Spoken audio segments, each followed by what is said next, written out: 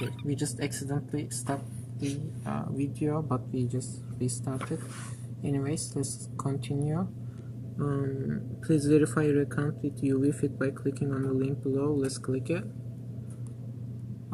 So this is, although this is although this is HTTPS, the certificate is not valid. I think that should be okay. So I'll just go on anyway. Account is verified. Yeah. Let's continue. By the way, we have HTTPS. Since we don't have valid certificate, it is showing it's not secure. So this is our dashboard. This is weather forecast. So this is like integrated third-party API, and it was integrated from like a weather open weather something. Yeah. I guess, right? Yep. Okay. Activity summary. This is past 7 day summaries. Okay. What else we need to show now? So the user can register a new device by going to settings here, and they can change the user settings. They can register a new device ID. Okay, can you register it? Yeah. So we'll register. Okay, so we have 2 device IDs here. One is mine and another one is Andrew's. We will register mine. Okay, we actually registered it and also generated automatically an API key that our device can just grab from the server using device ID. Okay. Other settings include changing your location, your female. Make it female, and then let's just save it and update it and see it's changed. Yeah. Change the UV threshold there. Okay. User setting. Can you refresh the page? Yes. Okay. So the page has been refreshed. But seems. Do we have problem with the male and female? Yeah, because I think we changed it. I think the selector is not selecting that one, but it is. Okay, we can go on. That's okay. It's saved in the database. Yeah, the rest those settings are saved, but just to make sure, also change the age. And weight to like 200 pounds. Or yeah, that's okay. Yeah, you can just leave it and save it. Alright. Okay, refresh the page. So dues are kept. So we just have some small book for the sex, but this should be okay, I guess. Besides that, we should be also be able to delete this and add another device. Okay, refresh the page. Okay, we just lost it, yeah, and then register. Yeah. Alright, and we then do that. You can also change your password by typing in your current password. Mistype this so that we see error. It doesn't. Oh yeah. Okay. So this current password won't. Current password, yeah. So we also have the checks, but just okay. Successfully change it, and then we go on. Okay.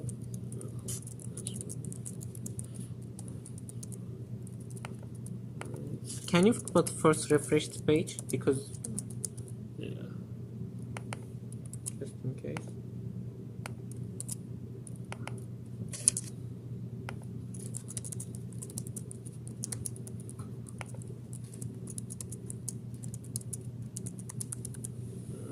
New password updated. Yeah, password updated. That's right. So then more settings include the activities that the user. So since the user hasn't recorded any activities, this is the beginning. But we should open the establish account so that we can actually show some data. So this is an established account here. Yes, this is another account. So some data would be right here. Running. And once we click it, we see the map with data points in it. So there are like durations, calories burnt, UV exposure. And in our current setting, if we don't have any like GPS fix for all the data, we have like we are averaging GPS quality, and if it's like lower than 1, we basically create mock data. But if we have like get fix and GPS quality is good enough, then we basically input real data. So we can change the activity type, because we're doing estimate, but if it is not like the true one, you can just change it yourself, or sometimes it can go undetected, so you can just change it unknown. So this is one of these data. So that was changed to running. Okay. Cycling.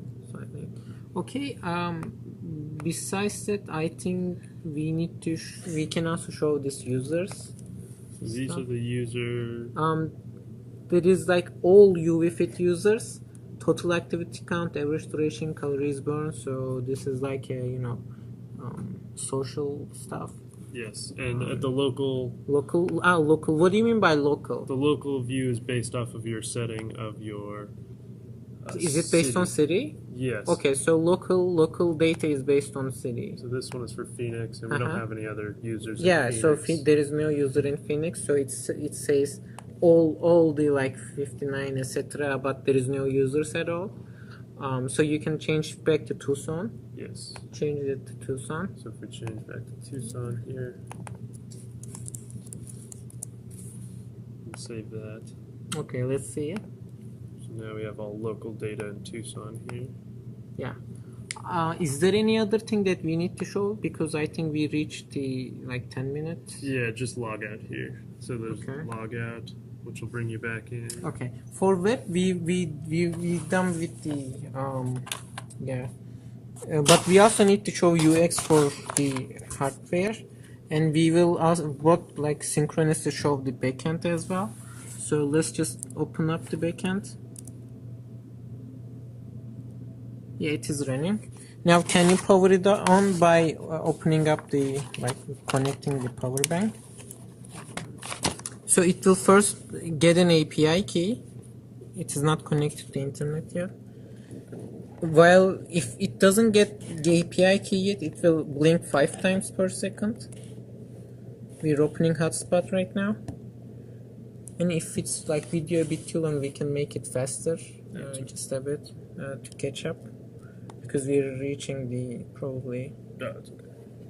Okay. Alright, it's connected. Now, we directly get API request, so it didn't really require like 5 times blinking. But yeah, okay. Anyways, that should be fine. It got the and it now get into idle state because there is no activity started yet. So once I push it for a second, it will start blinking every second, because it's also recording at the one second. So it retrieved UV threshold. And can you open Flash and put it into here so that it will give alarm? So this is like 15 set, and this was also like set from the user settings. So once we reach to UV, you will see this is blinking, like there should be extra blinking. Can you do it like this? Look, now it started extra blinking. This is like 3 or 4 times, something like this. Okay, close it. It should get into normal state. This is like 1 blink per second, and if you do blinking, if it goes like 4 times per second or something. And you have to like click for a second to stop recording, and now it's immediately starts sending data. So since we're inside, we have GPS quality is -1, and we will simply create mock data once we finish processing those data. But it will keep transmitting, and we need some time to finish.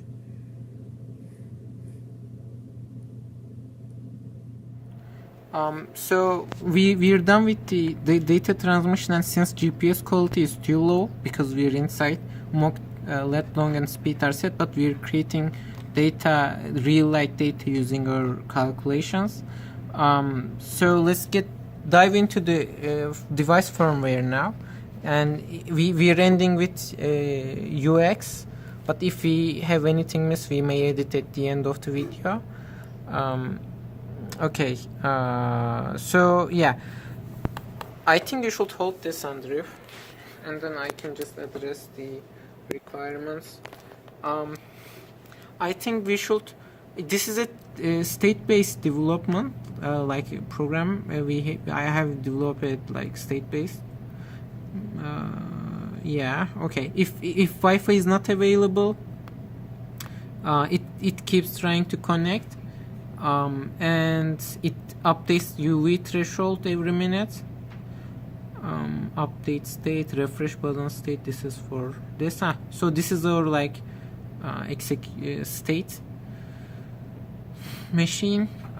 State 0 is idling. So it once you're done with the recording, it basically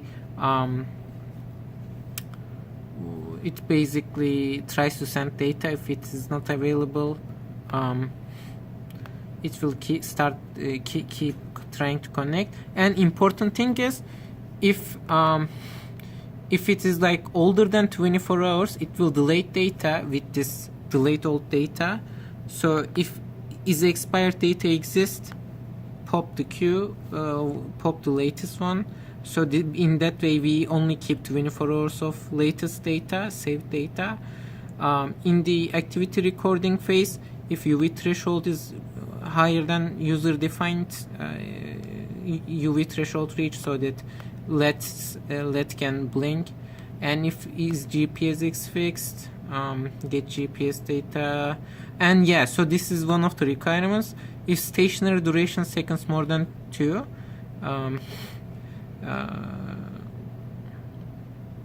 Basically get into state 2, which is activity recording pause, and once you get speed for like more than for a second, it goes back to state 1. And let's see what else. Activity recording finished. Once it is finished, it basically create end activity point and pass to next activity ID. Get it from server. Could not retrieve API key. So this is state for fetching the API keys. Data expire duration. This is data expiration duration, which is 24 hours. Send activity data, save activity data point, print activity, pass to next activity, set LED state, execute LED state. And there are like communication module for communicating with the backend, and that should be the like overview. I think you can stop it. This is IoT backend. We have separated this from the user front end and backend. So this is complete separate backend running. So it also has like authorization, API key. So this is like UV threshold, record activity, end activity, and get API key, and it's just written in Node.js. We should also show the documentation. So it is, where is it? It is right there. We have created it with Postman. It has like simple API. There are like 4 API points. It shows it's like API endpoints. There will be conclusion and activity. This backend is connected with same database with the main backend, so that we just basically work on same data, get API key. This is like sample usage generated with Postman, and that should be it for the IoT backend. I think we should also go for front end and Back end, yeah. So the front end is it's in a client folder here. It's got some images. Each page has an individual HTML document here, and most of the pages have their own individual JS document as well. There's a couple shared JS files for authorization. As for styling, there's 3 main style sheets. One's for the home page, one's for all the forms, and one's for all of the once a user's logged in, all of that styling. For the back end, also for the front end, no other frameworks were used, just pure CSS. For the back end, we've got our user models. All of our routes include everything is in one file that has to do with registration and logging in for our routes. So login, registration, sending confirmation email. Once a user is logged in, there's various routes for changing settings, updating user settings, updating the device ID, activity, updating activities, and any account information, and also user information for querying all of the user data for the user's page.